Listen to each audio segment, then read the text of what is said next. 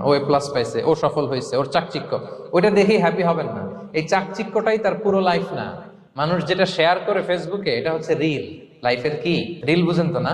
সবাই বুঝেন মাশাআল্লাহ। Highlighted reel. আপনি কি মনে করছেন এই যে রিলের মধ্যে যতটুকু দেখছেন এটা পুরোটাই ওর লাইফ?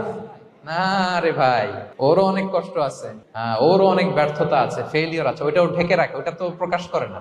দেখবেন আমরা ফেসবুকে ছবি শেয়ার দিলে কি করি, সবচেয়ে ভালো ছবিটা খুঁজি, হাসি দেওয়া, স্মাইলিং ফেস, স্মার্ট লাগতেছে, সুন্দর পিকচার হয়েছে, এটা দেই, কারণ আমি যে হ্যাপি এটা দেখাইতে চাই আমি সবাই, ঠিক কিনা?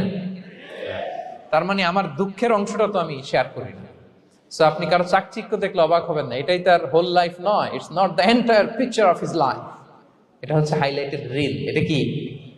সবাই বলেন এটা কি? সো কখনো কম্পিট করবেন না অন্যের সাথে। তাহলে কার সাথে কম্পিট করবেন? Compete with yourself. নিজের সাথে কম্পিট করুন, নিজের সাথে কম্পিট করুন। and try to be the better version of yourself in every single day. প্রতিদিন নিজেকে একটু একটু করে ডেভেলপ করার চেষ্টা করুন। and don't lose your confidence by comparing yourself with others. Dear brothers and sisters, কখনো নিজেকে অন্যের সাথে তুলনা করে আপনার কনফিডেন্স কমাবেন না।